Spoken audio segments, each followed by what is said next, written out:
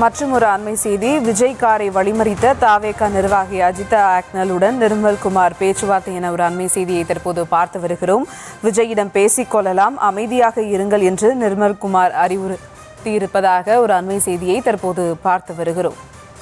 விஜய் காரை வழிமறித்த தாவேகா நிர்வாகி அஜிதா ஆக்னலுடன் நிர்மல்குமார் பேச்சுவார்த்தையானது நடத்தி வருகிறார். விஜயிடம் பேசிக்கொள்ளலாம், அமைதியாக இருங்கள் என்று நிர்மல்குமார் அறிவுறுத்தி இருக்கிறார். அது குறித்த ஒரு அண்மை செய்தியை தற்போது பார்த்து வருகிறோம். மேலும் விவரங்களோடு இணைகிறார் செய்தியாளர் ஜெர்ரி. வணக்கம் ஜெர்ரி, விவரங்கள். சுபா வணக்கம். தமிழக வெற்றி கழக தலைவர் விஜய் தலைமையில் இன்று எஞ்சிக்கக்கூடிய அறிவிக்கப்படாத மாவட்ட செயலாளர்களை அதிகாரப்பூர்வமாக அறிவிக்கக்கூடிய நிகழ்ச்சி இன்று திட்டமிடப்பட்டிருந்தது. இந்நிலையில் தான் விஜய் அவருடைய வீட்டிலிருந்து புறப்பட்டு வரும் வழியிலேயே தெருமுனையிலேயே அதிருப்தியாளர்கள் அவருடைய காரை மறித்து கோஷமிட்டிருந்தார்கள். அதாவது 2 ஆண்டுகளாக நாங்கள் தூத்துக்குடி மாவட்டத்திலே பணியாற்றி வருகிறோம், ஆனால் பணியாற்றாத புதியவர்களுக்கு பொறுப்பு வழங்குவதாக அவர்கள் முறையிட்டார்கள். ஆனால் விஜய் வாகனத்தை நிறுத்தாமலேயே அவர் அலுவலகத்திற்கு உள்ளே சென்று விட்டார்.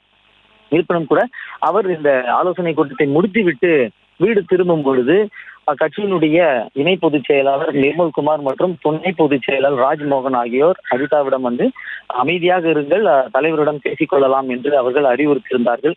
இந்த நிலையில்தான் வேறொரு புறத்தில் இவர்கள் ஆலோசனை நடத்தி கொண்டிருந்தார்கள். ஆதரவாளர்கள் அனைவரும் இவர்கள் பின்னால் சென்றவுடனே விஜய் உடனடியாக அலுவலகத்திலிருந்து அவர் வீட்டுக்கு புறப்பட்டிருந்தார். ஆனால் இப்படி கட்சி அலுவலகத்திலேயே 100க்கும் மேற்பட்டோர் முற்றுகையிட்டு போராட்டத்தில் ஈடுபட்டு வருகிறார்கள். வாகனத்தை வழிமறித்தார்கள். ஆனாலும் கூட விஜய் இதை பற்றி கண்டுகொள்ளாமல் அவர் அலுவலகத்திலிருந்து வீட்டுக்கு புறப்பட்டு சென்று விட்டார். ஒருபுறம் சிடிஆர் நிர்மல்குமார் மற்றும் ராஜ்மோகன் அஜிதாவை தனியாக அழைத்து பேச்சுவார்த்தையில் ஈடுபட்டு வருகிறார்கள். அதாவது எந்தவித சலசலப்புகளிலும் ஈடுபட வேண்டாம், போராட்டத்திலும் ஈடுபட வேண்டாம், கட்சி தொண்டையும் தேர்தல் நெருங்கி கொண்டிருக்கிறது, இப்படி ஒரு சர்ச்சைக்குள்ளே சிக்கிக்கொள்ள வேண்டாம், தலைவரிடம் பேசிக்கொள்ளலாம் என்று அறிவுறுத்தல்களை வழங்கி வருகிறார்கள். இருப்பினும் கூட இவரது தரப்பினர் என்ன கூறுகிறார்கள் என்றால், ஏறத்தாழ 7 ஆண்டுகளாக நாங்கள் தூத்துக்குடியிலே பணியாற்றி வருகிறோம், ரசிகர் மன்றத்திலிருந்து பணியாற்றி வருகிறோம், ஆனால் கடந்த ஆண்டு கட்சிக்குள்ளே வந்தவர்களுக்கு மாவட்ட செயலாளர் பொறுப்பு வழங்குகிறார்கள் என்று குற்றச்சாட்டை முன்வைத்து இருக்கிறார்கள்.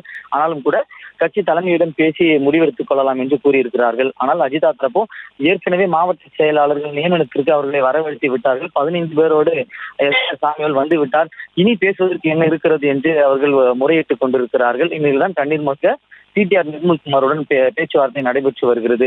ஒருபுறம் பேச்சுவார்த்தை நடைபெற்றுக் கொண்டிருக்கும் போது இவர்கள் அலுவலகத்தையும் விஜய் காரையும் முற்றுகையிட்டவர்களை வேறு புறமாக திசை திருப்பிவிட்டு விஜய் வேறு வழியாக வீட்டிற்கு புறப்பட்டு விட்டார்.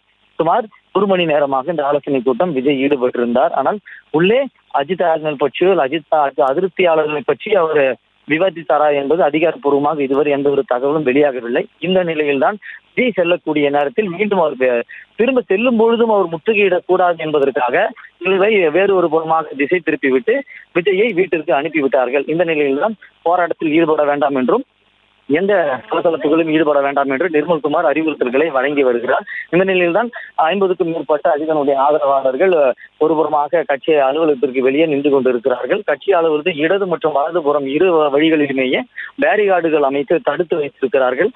2 வாரங்களுக்கு முன்புதான் திருவள்ளூர் மத்திய மாவட்ட செயலாளரை பதவி நீக்க கோரி திருவள்ளூர் மத்திய மாவட்டத்தில் இருக்கக்கூடிய தமிழக வெற்றி கழக நிர்வாகிகள் கட்சி அலுவலகத்திற்குள்ளேயே நுழைந்து போராட்டம் நடத்தினார்கள். அப்படி ஒரு போராட்டம் மீண்டும் நடைபெற்றுவிடக் கூடாது என்பதற்காக கயிறு மற்றும் பேரிகார்டுகள் அமைத்து 2 புற சாலைகளிலுமே பேரிகார்டுகளை தடுத்து வைத்திருக்கிறார்கள்.